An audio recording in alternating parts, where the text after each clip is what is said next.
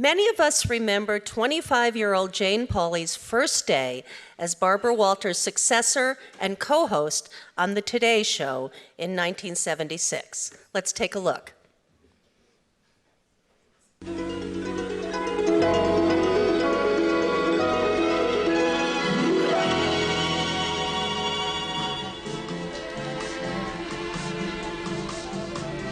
Good morning. This is today, Columbus Day, Monday, October 11th. And in the news headlines this morning, the Palestinians firing machine guns have invaded the Syrian embassy in Rome and have now surrendered. President Ford and Jimmy Carter will pay tribute to the memory of Christopher Columbus today as they continue their campaigns. And we'll have a report on the Major League Baseball playoffs. Good morning, everyone. I'm Tom Brokaw on Today, and because of the time differences, this hour is seen first in the Midwest. But we have already been on the air in parts of this country with the newest member of the Today family, Jane Pauley, who comes to us from Indiana and Chicago. And as I said earlier, any family would be happy to welcome someone so bright and energetic and enterprising and just incidentally pretty as well. Mr. Shallot, would you agree with that? Yes, I wish you were younger. No, I asked you not to do that. I signed off Chicago Friday night, and I said I'd see everyone bright and early Monday morning. I pressed you all up. Well, you're early. Remember? And those of us of a certain age also remember that feeling of dread in 1989 when Deborah Norville arrived on the Today Show sofa next to Jane and Brian Gumbel. TV critic Tom Shales likened it to a scene from All About Eve. Not to worry, Jane Pauley has been called the poster child for second acts. She went on to anchor Dateline NBC and host her own daytime program. And she showed great courage in publicly speaking out about her own experience with bipolar disorder in her 2004 memoir, Skywriting. Most recently, Jane Pauley created the award-winning series Your Life Calling, produced in collaboration with AARP on Today. She's here tonight with her book of the same name, Your Life Calling, Reimagining the Rest of Your Life. Please welcome Jane Pauley.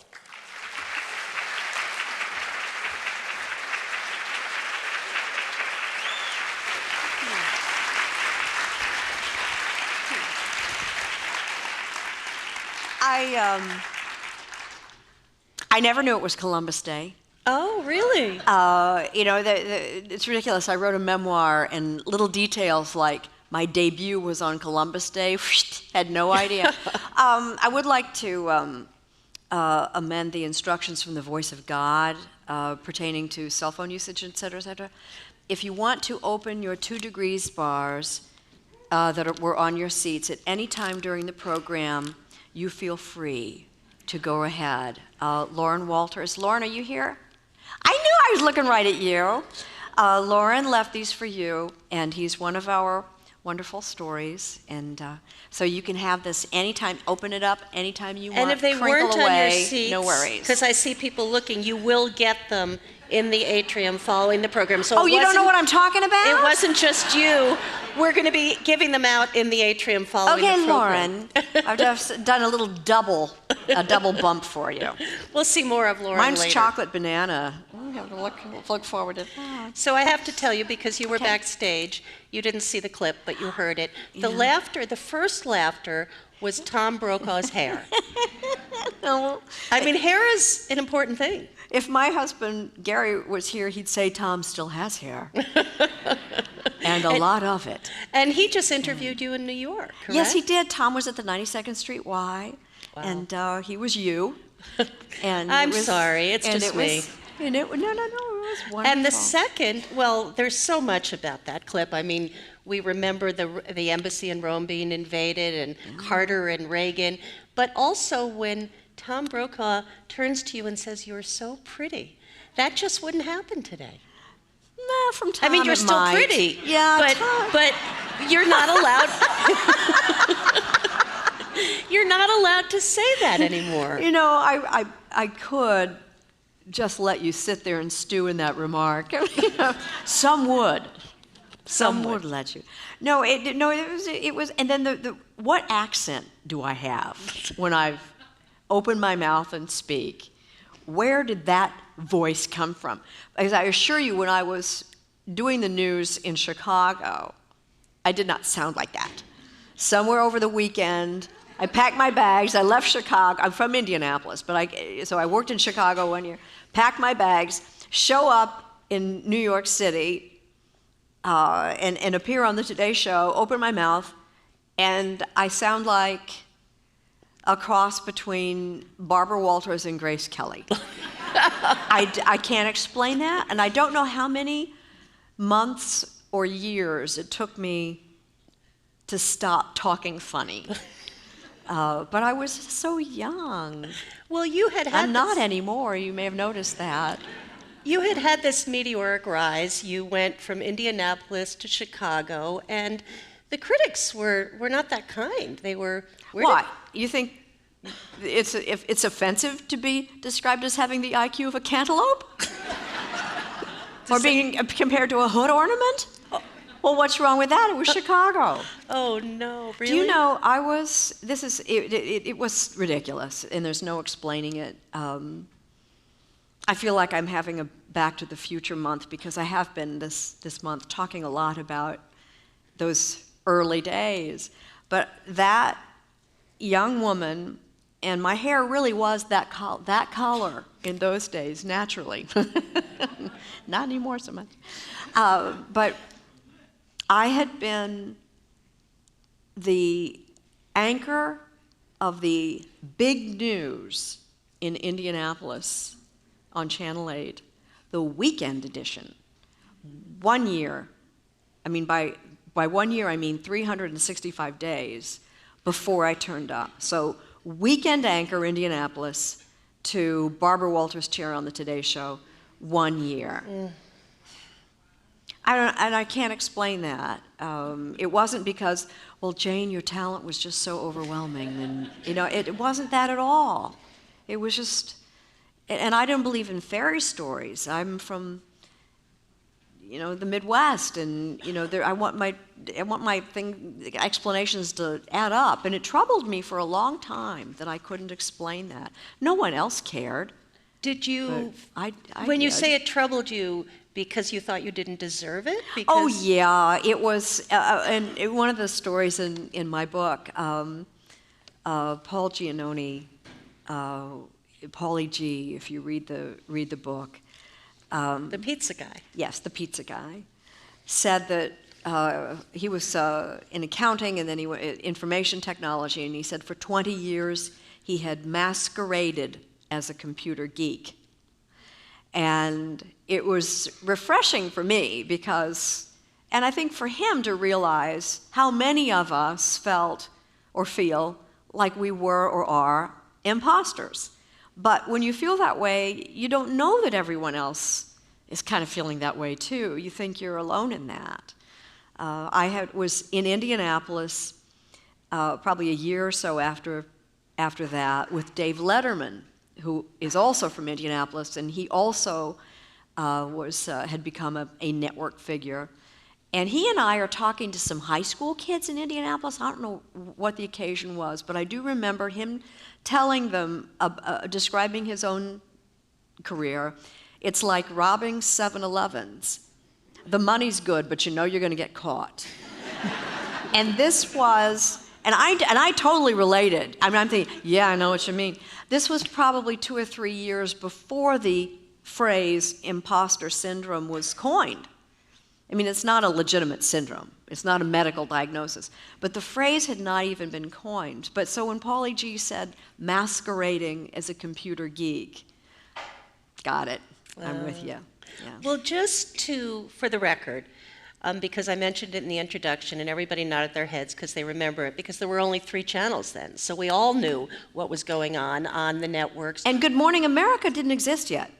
So there were 3 networks, and the CBS Morning News, and Good Morning America didn't even exist yet. So today was it.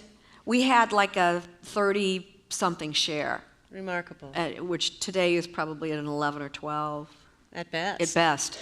So what did happen when Deborah Norville came? And did you just say, okay, Jane, start thinking? Do you know, I really did recognize, along with Tom Shales and everyone else that NBC had a new plan. I had been there at that point for 13 years. It was a record. I was the longest running co-host of the Today at 13 years. And so I'm thinking, yeah, I see my successor sitting there.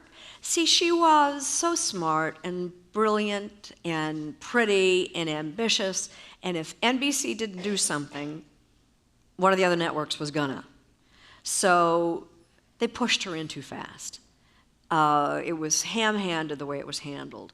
But my reaction was, well, I'm not gonna go just sit quietly in the corner and vanish. You know, I was a 25-year-old from Indianapolis, and now I've finally, arrived. So why don't we celebrate my 13-year tenure and give me a party? I'll pass the torch. And for some reason, NBC didn't see the wisdom of my idea, and I ignored the reality that I had a contract. It wasn't up, and that it wasn't, their unwillingness to let me out of my contract wasn't personal, it's business. So it was a big media, it was the first media frenzy of my career, and I was at the center of it. When I appeared in those days, there was a center column of the Wall Street Journal, and my sister had a career in business. She was one of the first women to head a global manufacturing and technology company. And you write about her a lot. And she's all over, yeah. But when that appeared in the center column of the Wall Street Journal, she thought, oh my gosh, my sister is that important. Anyway, but it all worked out. Well, it all worked out because remind us about your next step and how you were able to. Well, what I did was one day we would have these bizarre meetings every Tuesday. Nobody was saying anything publicly. Either Deborah's picture or my picture was in USA Today every day. I mean, it was, the gossip, ears against the door. Nobody knew what was going on because NBC was radio silence. We were all pretending like nothing's happening, but everybody knew. Right. And for some reason we would have these Tuesday meetings. This went on for weeks and weeks. And I would, make my case for just, it's been great. Let me help you move into the future of the Today Show. And then I even predicted, I said, this is going to turn on Deborah if you don't, just let me move on gracefully. Mm-hmm. And in fact, it did. But the meetings kept happening, radio silence. And one day, as I waited, they would send a car for me in the mornings at 3:30 or 4 a.m. to get me to work. And as I was waiting, I had my notes for the program that day, a big envelope, and I started sketching an outline for a special that I might do, and it would have maybe feature 4 people in different stages of transition. Dare we say reinvention? Mm-hmm. So this was in 1989, and I arrived at the Tuesday meeting with these notes, and I said, I think I have an idea of something that we might do together. And I did not know this, but the president of NBC had given the news division 4 hours to fill in prime time. In other words, for specials, news specials. And so changes was the way out. I stayed till the end of the year, passed the clock to Deborah, produced changes. It was the highest rated special NBC had ever had, only because of all the publicity that we had described, not because it was terribly important. And that segued into something nobody remembers, Real Life with Jane Pauley, which debuted opposite the Super Bowl. And so that segued into Dateline. and Which 11 was years. 11 years. Yeah. A great success. And then you had your own daytime show, and then that ended. Tell us. That ended. What she means by that ended, it was canceled. Well, It didn't. Anyway. It ended poorly. No, actually, my daytime show was the highest-rated new show of the season. But I was opposite Oprah. who was a juggernaut? Where I wasn't opposite Oprah, I was opposite Dr. Phil. But do you remember the year Oprah gave everybody in her studio audience a new car? So do you.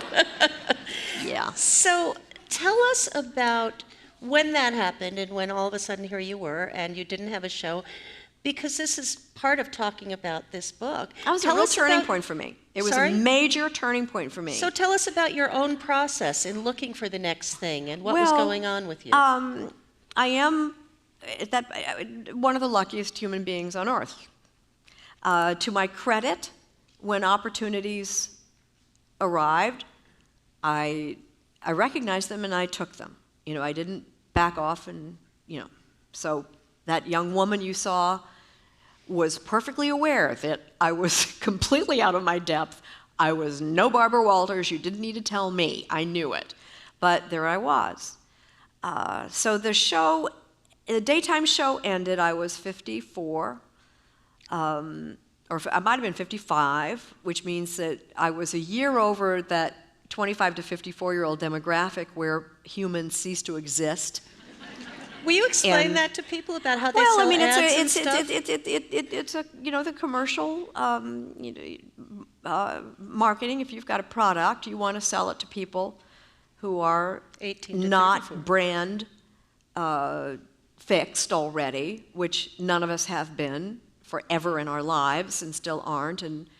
But the young people who buy time for advertising are still kind of stuck. So those demographics still matter. So I was 55. I was now in advertising oblivion, which is not why the show failed. I don't mean to confuse you with that. But with my track record, whenever anything bad happened, there was always something remarkable right behind it.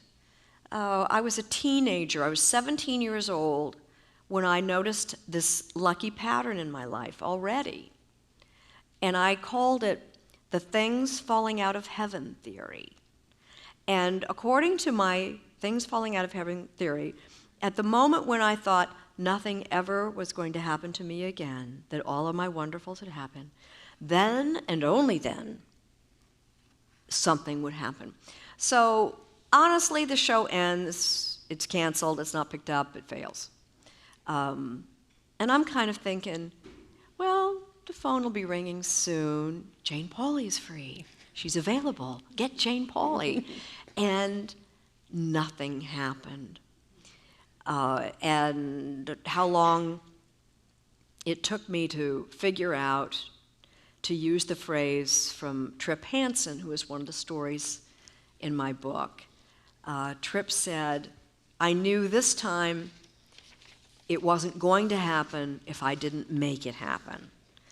So I realized at some point I did recognize that I had entered a new phase in the magical life of Jane Pauley, that if anything was going to happen, I was going to have to invent it. I took my time. The book is not my memoir. There are 24 or more wonderful stories in the book. I kind of weave in and out of it. But there is, I quote an email from my inbox one morning, Dear Mom, and the gist of it was, I think you have surveyed the field long enough, thinking about what you might want to do, what you might be good at, what your options are. It's time to make your move. Love, Tom, my son. He was right. What he didn't know, I don't think Tom appreciated, was that I had been very actively actually working the problem. And on my sofa, on my laptop, working ideas. I had meetings. I was, but just, things weren't right until I was in Nashville, Tennessee, in a hotel room with my daughter, Ricky, who's just got engaged. Yay! Yeah, and passed the bar. But at that time, Ricky was doing a country music thing in Nashville. And so we were in a hotel room in Nashville, and Ricky, Rachel is her name, and we call her Ricky. So she turns on the Today Show. She is a big Today Show fan. She has no memory of her mother being on it. But she watches the Today Show, and Willard Scott and Gene Shalit were both on the show that day. That morning, we were in the hotel room. And I had these ideas for like a live event program. I called it Practical Inspiration, experts, talking about the future and preparing for it, whether it was careers or creativity or whatever. And I'm looking at, and it was the first time it dawned on me, these ideas could be television.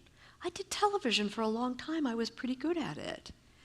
So within a couple weeks, I'd made an appointment with the executive producer of the Today Show, who turned 40 that day. Oh dear. But he liked the idea. He didn't want to pay for it. I said, well, what if I found a sponsor? And I had worked with AARP on an award-winning special with a younger woman named Kim Sedmak, who I think is here tonight. Are you here, Kim? Is Kim here? There she is. She's waving. Hey. Okay, so I had worked with Kim, and I knew that AARP had a very robust production department. And I intuited that they were having trouble folding baby boomers into an organization. Oh, yes. And went down to Washington, and I think Kim and I had a meeting, and sure enough, they were eager to do the program. And we now have done 37 stories. This would be the beginning of our 5th season. There won't be a February edition because of the Olympics. So 37 stories later, and I figured, I think the back of my mind, I don't know if I confessed this to Kim, but I thought if we had 20 good stories, there might be a book. Yeah. Well, I know that Laura Karstensen at Stanford was a big part of your research that you did, and Well, she she wanted wasn't- to be here tonight. She wasn't a big part of my research. She'd never heard of me or wasn't aware of me. I had read, I'd kept notes for years on this topic. So I would find interesting experts, interesting quotations, and I'd throw them into a folder that I just had been doing this for years, including Laura, who I still have never met, but it turns out she's close personal friends with a friend of mine at Stanford. And so she's in the book, and I have spoken to her by phone. But I lean on experts with actual credentials, people like Laura Karstensen, who is the head of the Center on Longevity at Stanford. So, formidable. And her mine is Ibarra, am I saying? Ibarra from Harvard. Yes. Yeah. Now I've never met her, but I refer to her like 3 times in the book. I have watched her. For some reason, I read the Harvard Business Review. I don't know why. I can barely manage to pack my own suitcase. So why I am interested in management, but it's like, why does my husband read the White Flower Farms catalog? It's recreational.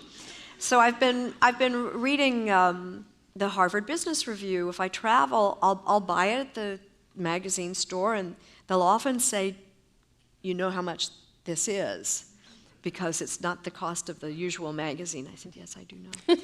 But I've been following her work for many years. She does research on mid-career transitions.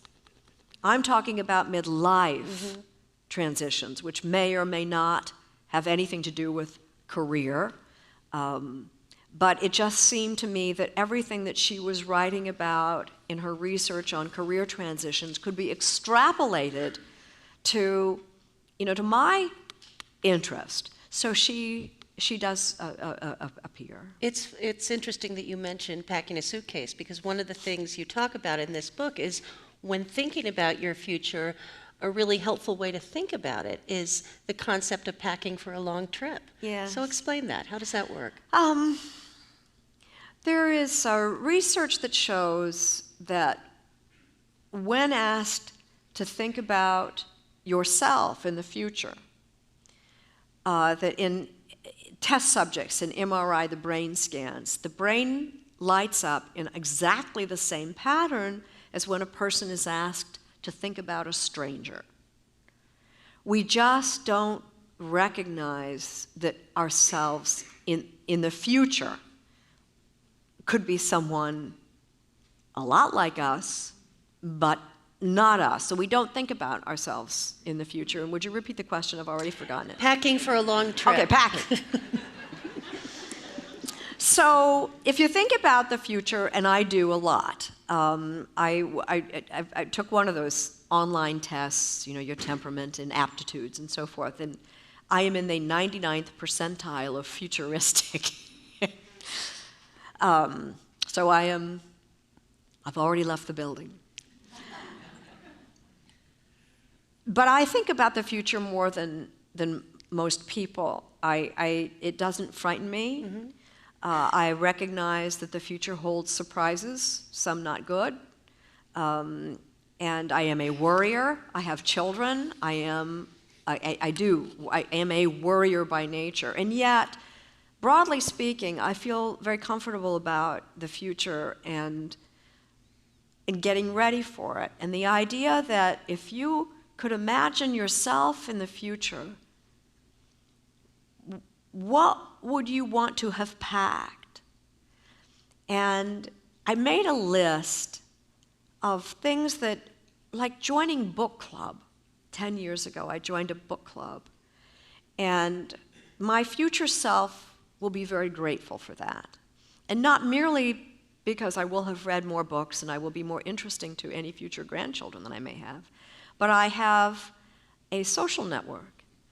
And it's been shown that a social network is more predictive of longevity than fitness, smoking, diet. So future Jane will be very grateful. What else? I'm monolingual. I am monolingual in the 21st century, and that's mortifying. Is it too late for me to learn a foreign language?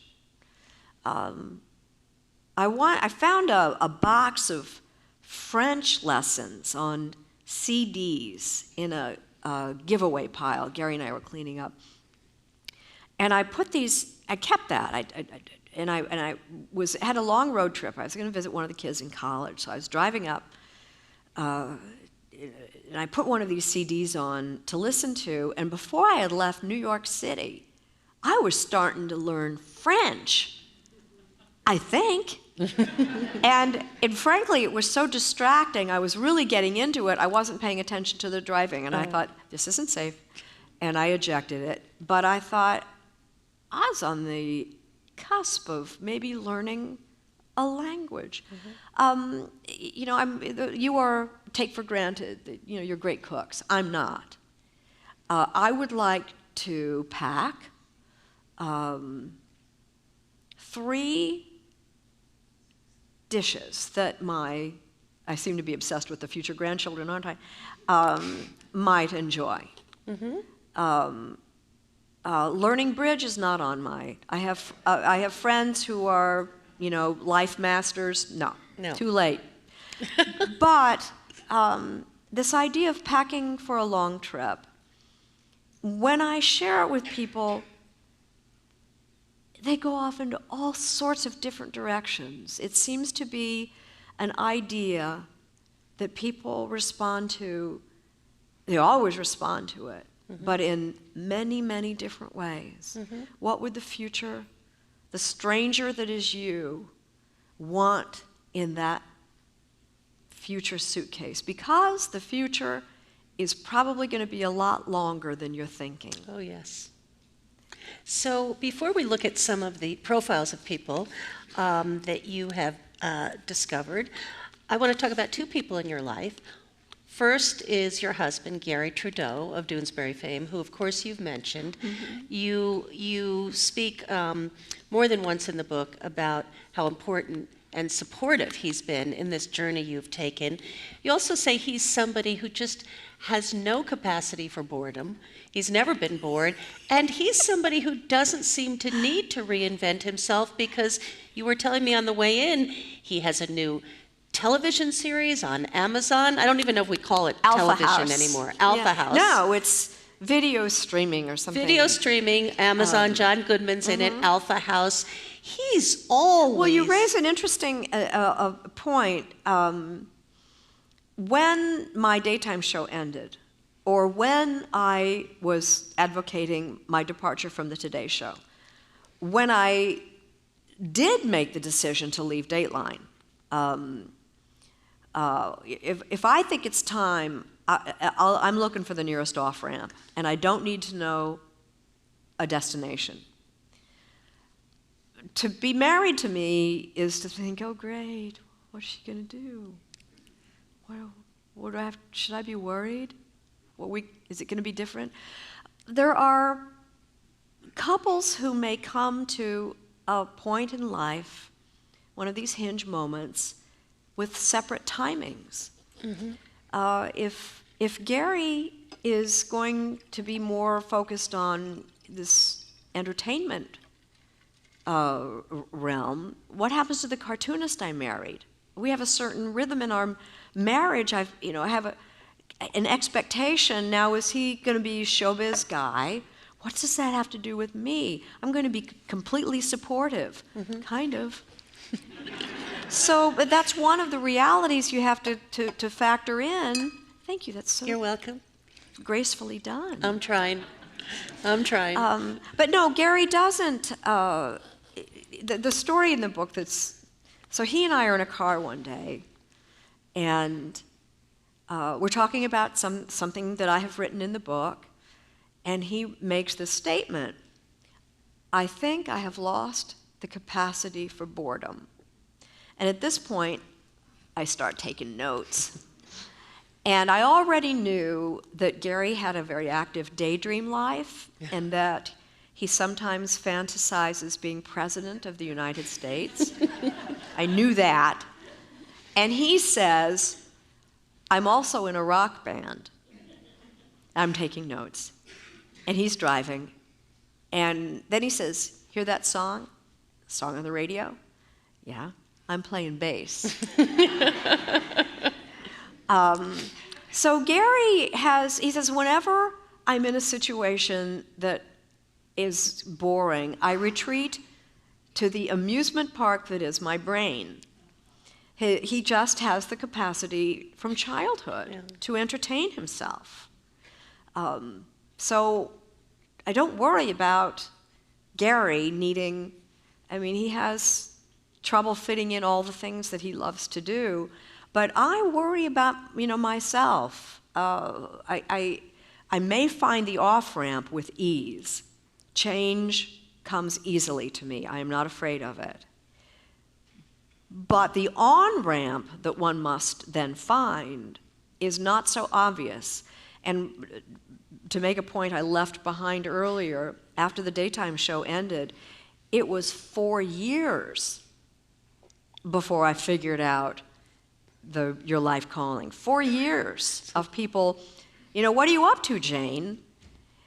And I'd basically say, and Gary'd roll his eyes, I'd say, well, I'm basically unemployed. And why do you say that? Well, it's true. And then that would segue, people would say, how are you enjoying retirement? Ooh.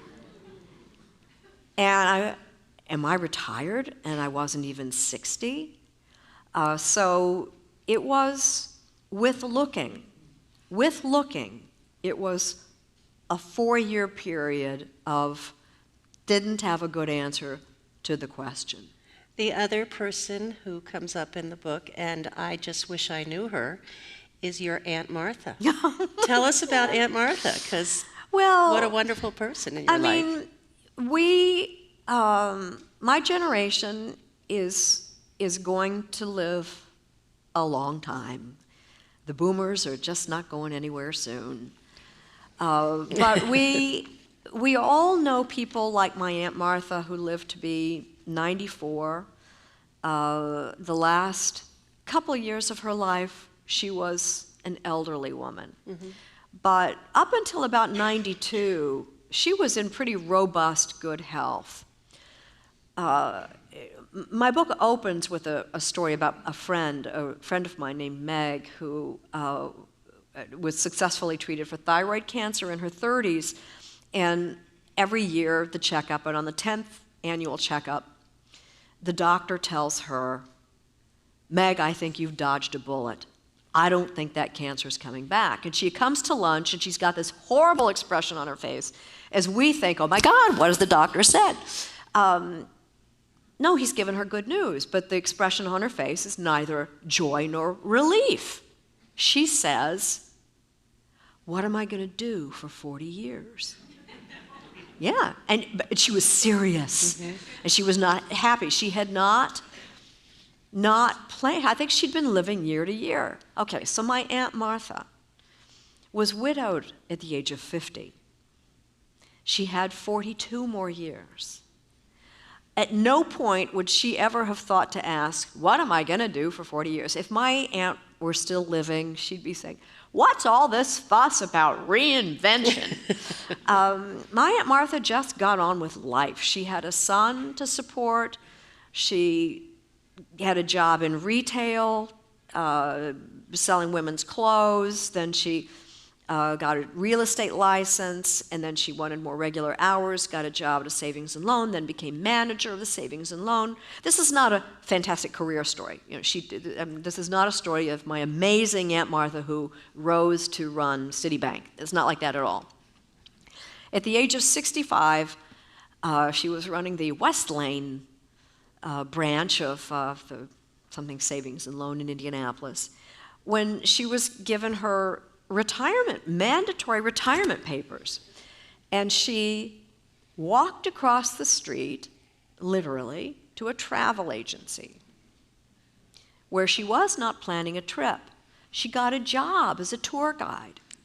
So at the age of 65, she starts leading what my brother-in-law called the bus people, bus tours. They'd go to the Smoky Mountains, mm-hmm. or whatever. But there were a couple tours to Hawaii, there were some to Europe, and she was really good. Everybody called her Aunt Martha, and she loved that. Willard Scott would talk about Aunt Martha. She was such a personable woman and very well organized and great company. And at 75, the travel agency closed. So at 75, she was forced into retirement and still had almost 20 years of life ahead mm-hmm. of her. So the Aunt Martha story is for us to imagine. I'm now 63. In 20 years, I'll be 83. I may still be in robust, good health. Mm-hmm. What am I going to be doing? What if I live to be, 93 and I'm still sentient and what if I am responsible for not squandering this time. Mm-hmm. My Aunt Martha never occurred to her because her generation, they didn't take for granted living, you retired, you earned it, you earned the life of leisure.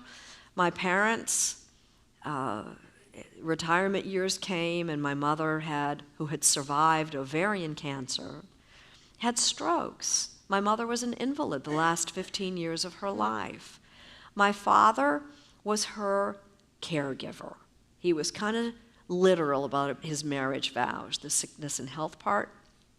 He looked after his invalid wife alone for about 12 years until he became, too old himself to do this. But, that wasn't the retirement they deserved. But my generation, we are more likely if I am aware of my family history of stroke. So I take Crestor. Do I have a stroke? I know which hospital in New York to get to within that golden circle so that I don't have the damage, so that we may have health issues and be more likely than my parents were to recover from them. I've already had a major health issue, so I'm not, a Pollyanna in denial. The bipolar thing, that is still with me. But I've got the opportunity with wellness to live a productive, engaged, creative life. If I'm given these bonus years, I've been given a heads up. My parents didn't. Aunt Martha didn't know how many years she was going to live. But if you know now that, generationally speaking, you're going to live a long time, what are you going to do? Well, let's take a look at somebody you've profiled in your series, who again is here tonight, and we will have the benefit of his yummy bars. The 2 degrees. 2 degrees. His name is Lauren Walters. Lauren Walters, and let's take a look at his story.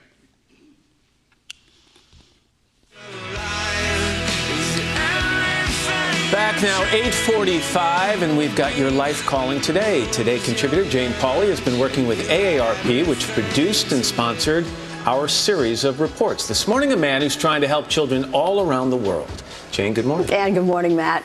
Lauren Walters' career has been so varied. Law, healthcare, government service. But he was looking for something more meaningful, when he got a call from a friend who felt exactly the same way. Lauren Walters was 57. His friend was 23. Lauren Walters yearned to put a lifetime of experience to good work. I felt frustrated that I wasn't having the kind of impact I thought I could.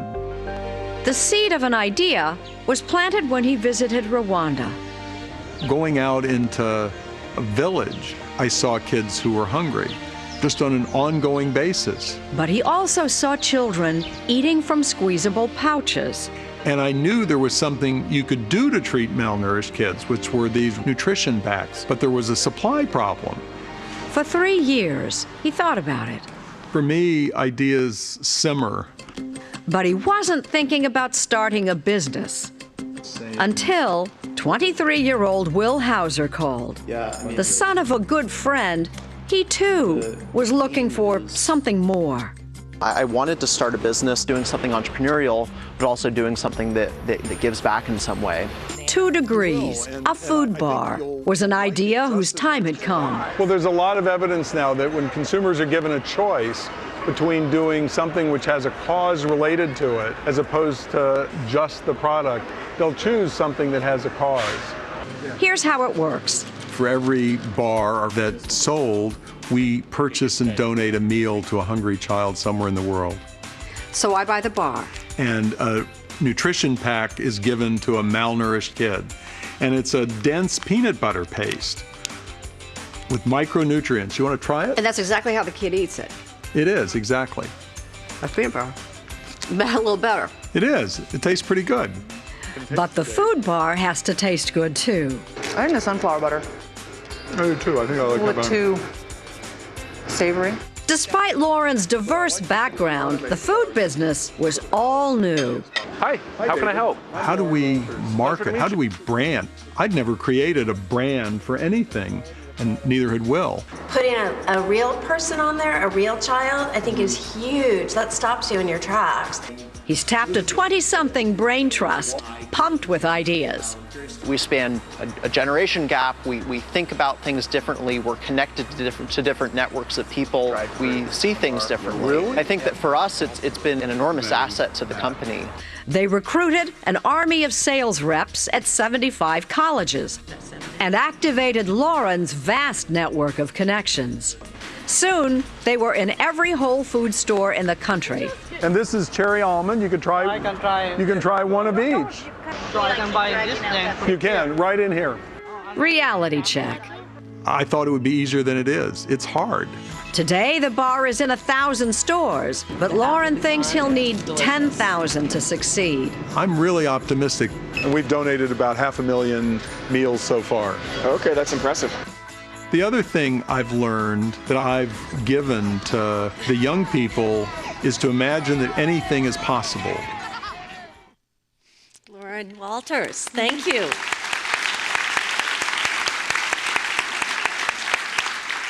What a great story. What a great story. Yeah, it made me look pretty darn good. Yeah.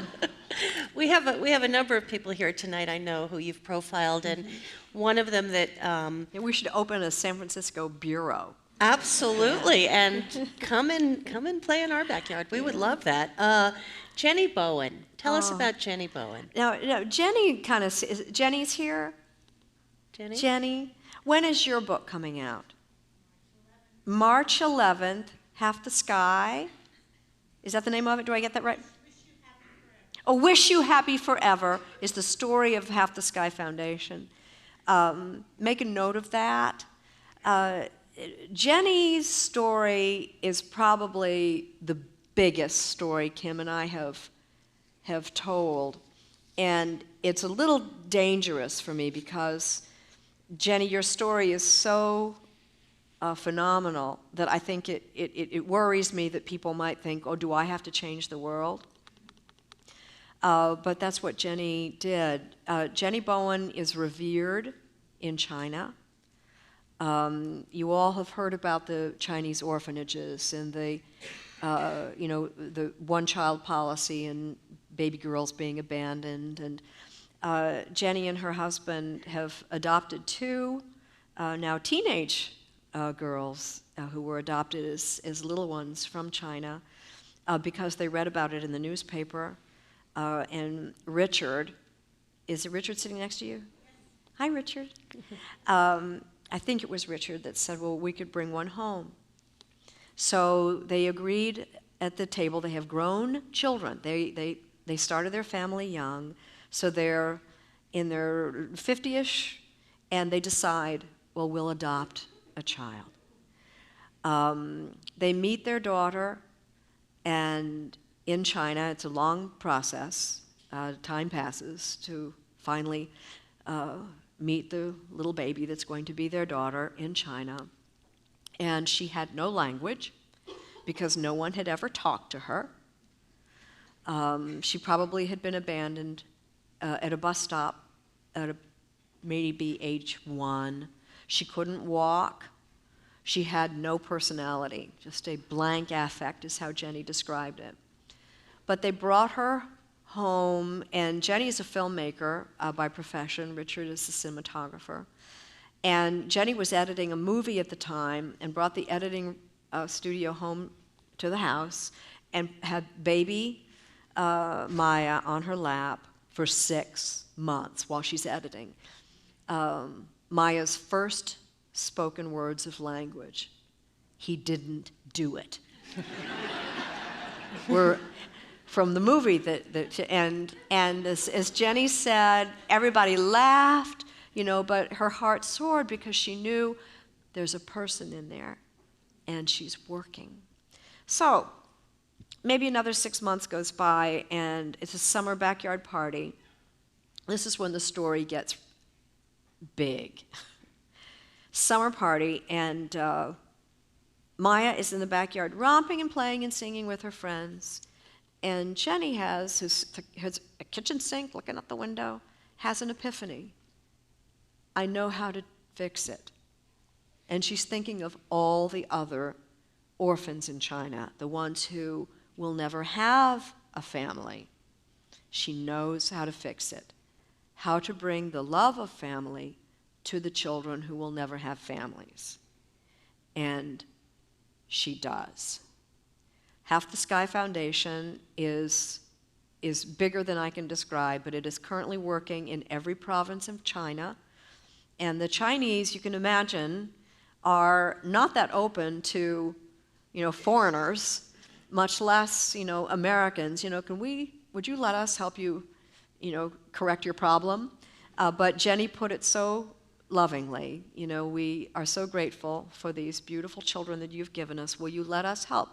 And I mean, and she is so revered in China. She ran a leg with the Olympic torch when the Olympics were in China. And explain what she's done, the program Well, in she China. taught, these Chinese orphanages had hundreds of cribs in a room with 2 or sometimes 3 babies to a crib, and caregivers who were untrained and overwhelmed. It was all they could do to change and feed them.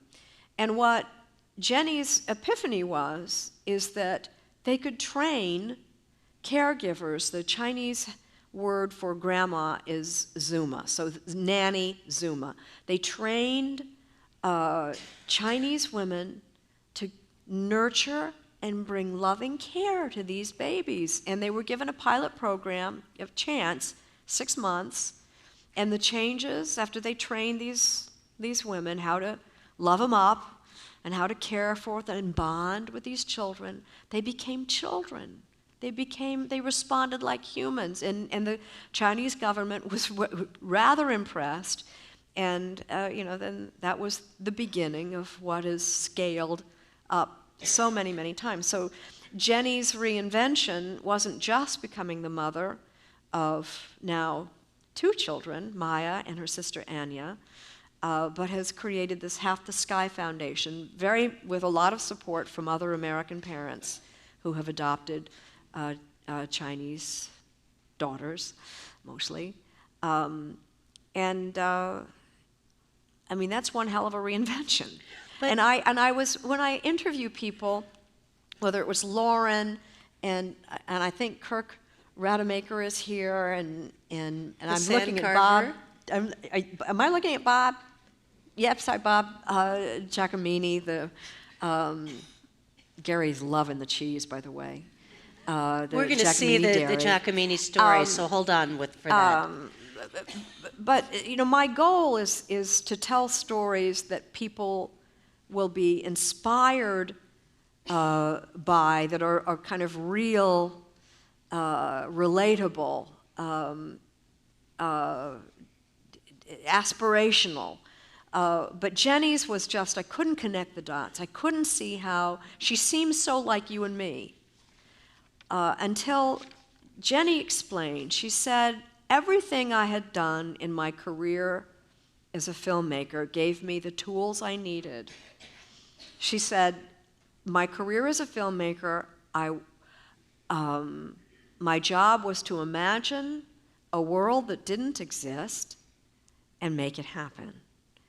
Whether it was research, writing a screenplay, casting, logistics, shooting, finding the experts that she needed, finding the diplomatic contacts, getting the child development experts in line. She just made all of that happen. The only thing about her story that makes her human is that after all this time, she still doesn't speak Chinese. Well, you were careful to say that these stories aren't all about changing the world. There's somebody who becomes an acupuncturist. Kirk Rademacher is a sand carver. And many of you will be into sand carving, I am sure. A woman who works with therapy dogs, somebody who makes pizza, a comedian. So it isn't all, it's just finding your own path. And you mentioned Bob Giacomini.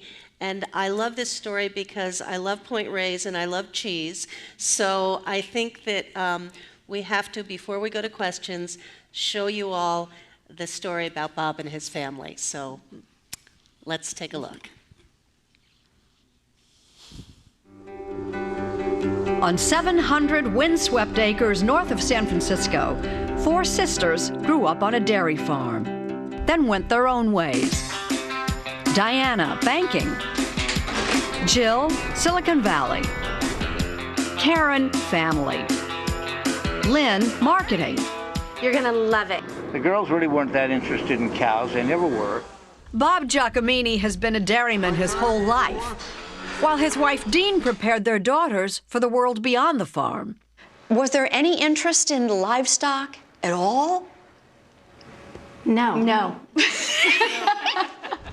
One day, Dad called everyone home. It was, what are we going to do with the family farm?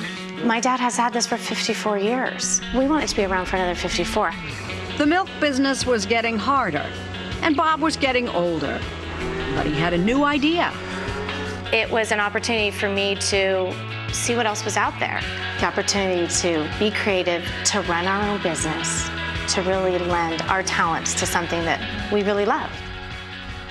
My theory is that you shrewdly, cagily lured your kittens back home with cheese. I would never admit that. Is there some truth to I it? would never admit that. Who knew how to make cheese? None of us. None of us.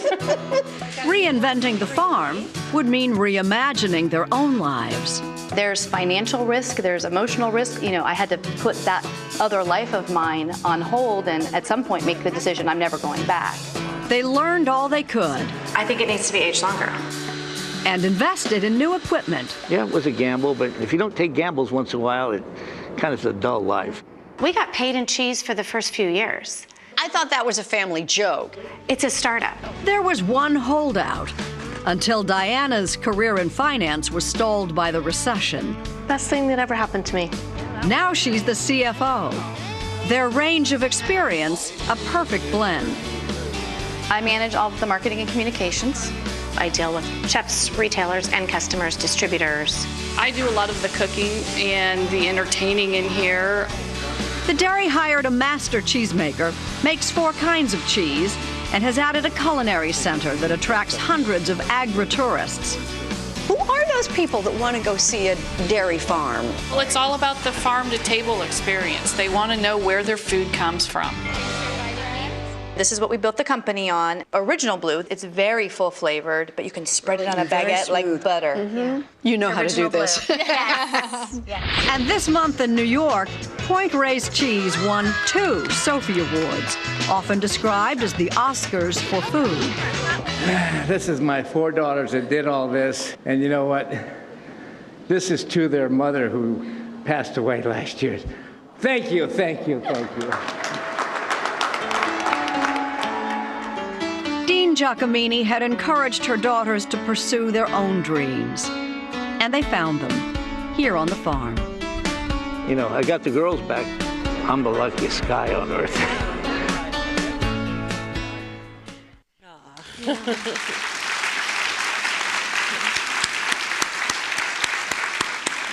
And it's really good cheese. I've had that cheese. Oh, it is award-winning. I would like it. to. That was the biggest, reinvention story we told. A farm reinvention, Bob, and all 4 girls in 3.5 minutes. So here are some questions that we've collected from the audience. If you haven't passed your question, there's a volunteer coming down the aisle, so pass them that way. Here we go. Obviously, it's easier to reinvent oneself if you have a financial safety net. What can others do not so fortunate? Well, I always get that, isn't this kind of an elitist thing? The fact is, it doesn't matter how well off you are.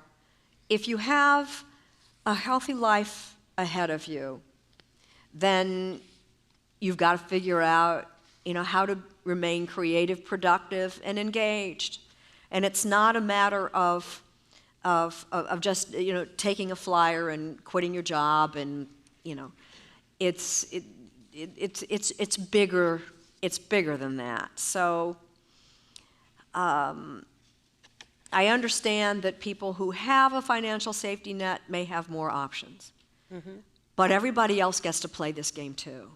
And has to. And has to. Here's an interesting question about second acts in life for media people. And that's a good question. I know you talk a lot about Barbara Walters in your book. You call her the Queen of Woo.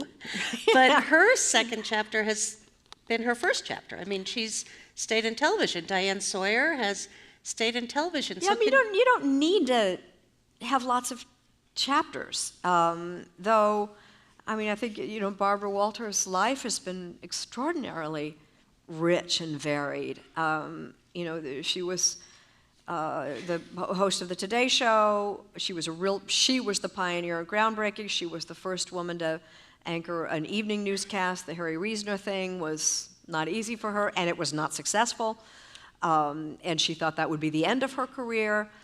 She is still probably the world's most famous broadcast journalist. She created The View. And at 83, she's talking about retirement, but I see a lot of talk, just talk. I mean, she's still playing, in the major leagues. At 83, there is no one like her. Diane Sawyer, she's not going anywhere. Not everyone has to reinvent themselves. Not everybody has to. If you're doing what you are meant to do and it is rewarding, and change is not the point. It's just that for many of us, we will come to a point in life where we feel the need, the desire, that yearning to do something else. Mm-hmm. And we just don't really know what it is. And there are millions of us who are kind of looking, I mean, what after this? What am I going to be doing? I don't have a clue. So the stories in the book and in the series might just click a process. One of my favorite chapters is about the golfer Michael Allen. Now, nobody's going to suddenly become a professional golfer, but his wife. It was something his wife said to him when he had an opportunity to go back and try professional golf again. He was a journeyman golfer. He was on the PGA, but he wasn't making any money. Somebody has to be at the bottom of the totem pole, and it was him. So he quit. Has an opportunity to go back, and his wife says to him, and now we don't need to talk about golf anymore. Just listen to what she said. She says, if you're going to try it again, this time, do something different. Do something different. And he understood what she meant, that rather than go back to swinging the golf club and playing the game and the same way he always did, to imagine how he might this time approach it differently. And he approached it in various ways differently, with the result that I found him in the newspaper because he won 2 Champions tournaments back to back. That's just not done. And in his 50s, was playing professional golf, beating people he'd never beaten before, the best golf he had ever played in his life. But that phrase applies to all of us. If you are dissatisfied with your work or your career, you don't need to chuck it and wait for some epiphany to do some extreme makeover. Start by just thinking, well, what might you do different? Not differently, just do something different. A school teacher, kill me. I don't want to see those kids anymore. Just how could you approach, teaching history next week differently, that would make you more engaged than you were last year, without having to stop being a teacher, because I don't want anybody who's a teacher to not be a teacher anymore. We need teachers. My son's a teacher, and we need more teachers. Absolutely. So I know you always get this question, and it's about your favorite interviews, and I'm going to ask you, and you can answer this however you want, but I'm going to ask you to talk about somebody you mentioned in your book who's been such an inspiration to you, and that's Michael J. Fox. Yeah, he's made that question a lot easier for me. I've interviewed Michael. We are not close personal friends, but I have encountered him over the years in interview situations often enough that there's kind of a little bond there. I first interviewed him on the Today Show when you may have seen him the night before in Family Ties. He was not supposed to be the star, but Alex P. Keaton really made that show. Then the movies, and every 5 years or so he'd be on the Today Show. He went from TV star to movie star to superstar, and then, of course, the Parkinson's happened. By coincidence, I interviewed him probably for real life when he was on the set of Doc Hollywood in Florida. And he didn't mention it, but that was where he first noticed the symptoms of Parkinson in a twitchy pinky finger. Mm-hmm. It was several years later before it was diagnosed. But I had interviewed him over the years, and when he learned that I was leaving Dateline, he called and asked if he could be my final interview. And it was during that interview when I was recovered from my first and so far only episode of hypomania. I had been very sick, but it was 2 or 3 years later, and I'm interviewing him, and I asked him this long-winded question. I said, in the last year, you and your wife have had a 4th child, you've written a book, you've written a pilot for a television show, he did an animated motion picture, he raised $17 million for Parkinson's research. I said, if it was me, knowing that stress exacerbates your symptoms, I'd be relaxing and taking it easy and conserving my energy. And he responded, and what would you be conserving your energy for? And he didn't know that I had had this illness. I had not yet written Skywriting. He didn't know, and nobody at Dateline knew, that NBC had kind of quietly offered me a daytime show, and I hadn't decided what to do. And what would you be conserving your energy for? And it was pretty much at that moment that I said, well, I guess I'll be doing a daytime show. But, so time passes. Last spring, I've lost track of time. Was it last spring or the year before? Dateline celebrates its 20th anniversary. And they asked me if I would reprise that interview with Michael. So I met him again, he agreed to do it, and I got a chance to ask him the question I'd never asked. I said, why did you volunteer to be that last interview? And he said, well, you'd been there at so many important points in my life. I wanted to be there for one of yours. But we talked about, I said, you have such a positive outlook, that buoyant spirit. Do you have to work at that, or is it natural? And that's when he started talking about say yes more than no. No doesn't move you forward. And at that point, I started saying yes a lot. And in my book, I asked, I wonder if Kim noticed the point at which, because she's the one that would always be asking me, can you do this? Do you want to go there? Can you what else? We've got to have their deadline. And